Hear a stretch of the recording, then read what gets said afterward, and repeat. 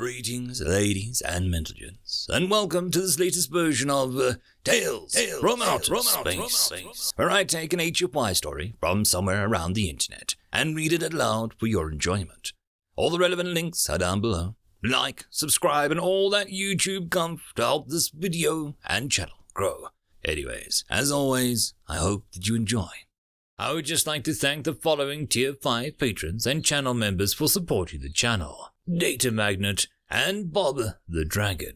Thank you again. And now, on to the story. Story number 1.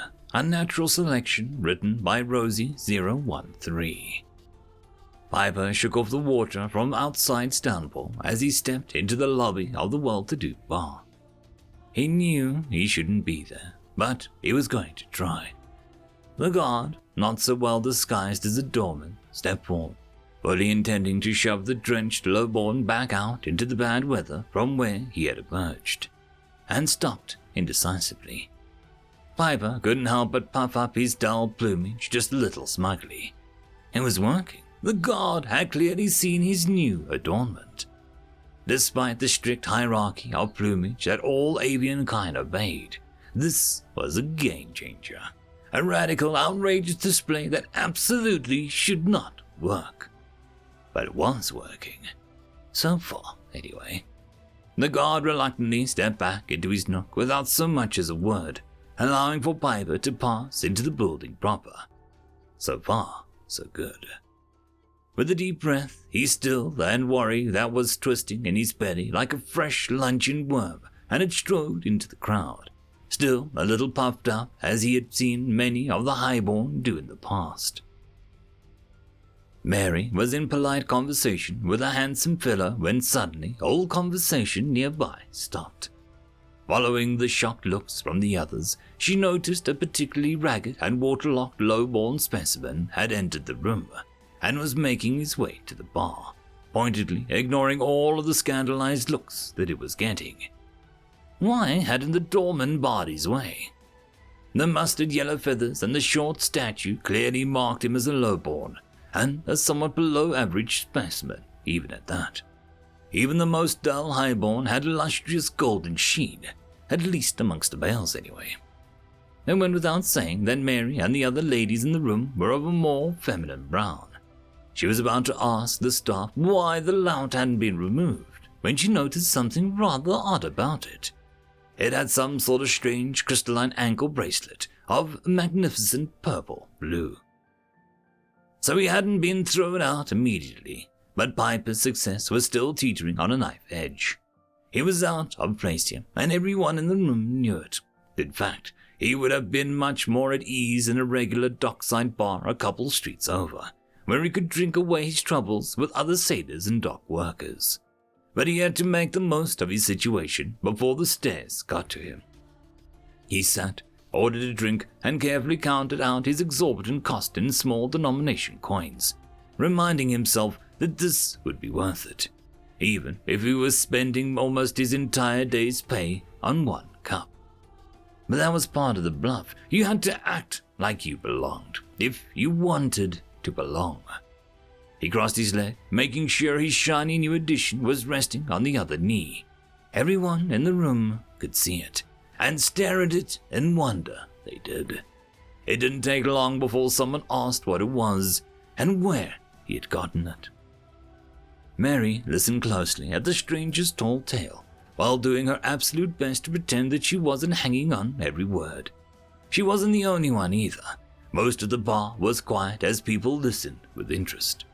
The sailor had been on a merchant run when its vessel had been ambushed by an unknown ship, many magnitudes of tonnage larger.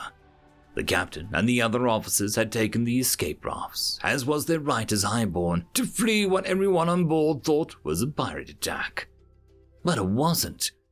They were boarded by giant aliens 4 times the height of anyone had ever seen, and unable to access most of the ship other than the main decks due to their size, had flooded the ship with some unknown noxious gas to take control. The sailor had been hiding in the corner of the main cargo bay, cut off from retreating to the comparative safety and numbers of the crew when the gas knocked him unconscious. By now, everyone had stopped pretending to listen and were actually gathered around like hatchlings around their mother. Even the barman was leaning over the bar with interest. When he woke, he was in the same spot, but with a new bracelet attached to his leg. None of the other sailors had one, no cargo was taken. The would-be attackers gone like they had never existed at all. Piper paused his retelling to wet his throat again, this time paid for by one of the lovely high-born hens. He could get used to this kind of attention. He gestured at the bracelet. The other sailors shunned him, refused to approach anywhere near him for the remainder of the voyage, called him cursed. So he set out to figure out what it was and how to remove it himself. Such a pretty item was sure to be worth the governor's ransom. Several of the others in the bar nodded in agreement. A few other males gripped their beaks jealously. It was a small but clear line of glass, or perhaps crystal, but it could be neither material because it weighed nothing. It gave off a faint glow that was somewhere between magnificent deep blue or ultraviolet purple. That's right, a glow!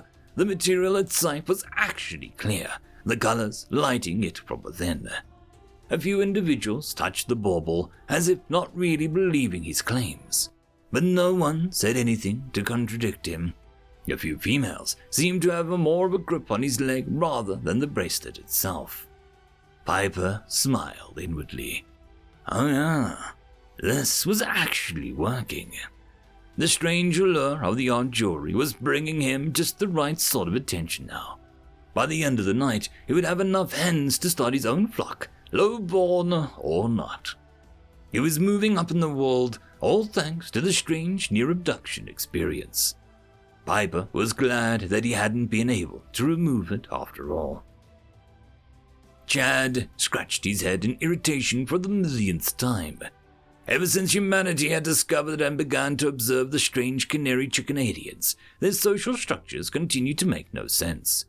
The government couldn't even consider first contact until they had sorted it out.